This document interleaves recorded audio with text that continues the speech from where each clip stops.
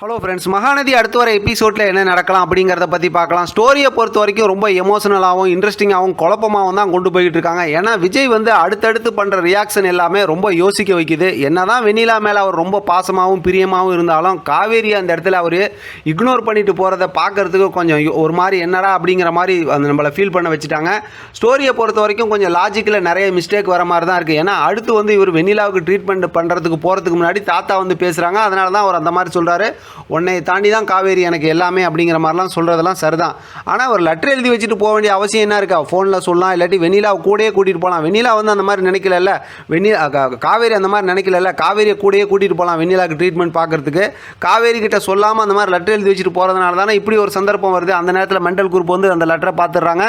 ரோகிணி அந்த லெட்டரை எடுத்து கிழிச்சு போட்டுருவாங்களா, இல்லை அவங்களுக்கு பிடிச்ச மாதிரி வேறு மாதிரி லெட்டர் எழுதி வச்சுருவாங்களா? அதாவது வெண்ணிலா தான் எனக்கு ரொம்ப முக்கியம், நீ எனக்கு முக்கியம் இல்லை காவேரி, அப்படி இப்படிங்கிற மாதிரி எதாவது எழுதி வச்சுட்டாங்கன்னா அதை கண்டிப்பாக காவேரி நம்ப தான் செய்வாங்க. ஏன்னா ஏற்கனவே அந்த மாதிரி தான் எல்லாம் நடந்துகிட்டு இருக்கிறதுனால காவேரி அதை நம்பிடுவாங்க. தாத்தா பேசின விஷயம் காவேரிக்கு தெரிய போகிறது இல்லை பெருசு. அப்படிங்கும்போது காவேரி அதுக்கப்புறம் என்ன அதிரடியாக முடிவெடுப்பாங்க அப்படிங்கிறது தான் அடுத்தடுத்து இருக்கிற ஸ்டோரி நமக்கு. அப்படிங்கிறது புரிஞ்சாலுமே இப்போ சீரியலை பொறுத்த வரைக்கும் நம்பவே முடியாது. ஏற்கனவே நிறையா அந்த மாதிரி நடந்திருக்கு.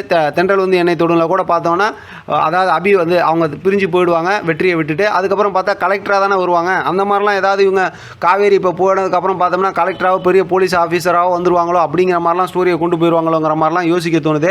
அந்த மாதிரிலாம் பெரிய போரிங்லாம் கொடுத்துடாம இப்போதைக்கு உள்ள விஷயத்தை விஜய் ரியலைஸ் பண்ணி காவேரி இந்த அளவுக்கு நம்மக்கிட்ட கரெக்டாக நடந்துக்கிட்டாங்க, நம்ம காவேரி கூட இருந்து வெண்ணிலாவை பார்த்துக்கணும் அப்படிங்கிற மாதிரிலாம் ஸ்டோரியை ஒரு நார்மல் எமோஷனல் ஸ்டோரியாக கொண்டு போனாங்கன்னா ரொம்பவுமே இன்ட்ரெஸ்டிங்காக இருக்கும். ஏன்னா திடீர்னு இன்றைக்கான எபிசோட்லலாம் விஜய் அப்படியே மாற்றி பார்த்தா ஒரு பக்கத்து இங்கே கோவப்படுறாரு, ஒரு பக்கத்து அப்படி பேசுகிறாரு, கடைசியில் வெண்ணிலா கிட்ட பாசமாக பேசுகிறாரு. இதெல்லாம் பார்த்துக்கிட்டு இருக்கும்போது அடுத்து விஜய் என்ன பண்ண போகிறாரு அப்படிங்கிற மாதிரி குழப்பம் தான் அதிகமாகிக்கிட்டு இருக்குது. ஆனால் இந்த பிரச்சனைக்கெல்லாம் காரணமே அவங்க சித்தப்பா தான் அப்படின்னு தெரிஞ்சதுக்கப்புறம் அது சம்மந்தமாக ஒரு ரியாக்ட் பண்ணியிருந்தாருன்னா அதுவுமே நல்லா தான் இருந்திருக்கும். ஆனால் இப்படி ஒரு லெட்டர் எழுதி வச்சதுனால தான் இப்போ இந்த கதைக்குள்ளார மறுபடியும் ரோகிணியை உள்ளே கொண்டு வந்துட்டாங்க. ரோகிணி இப்போ இந்த இடத்துல என்ன வேணால் கேம் ப்ளே பண்ணலாம்.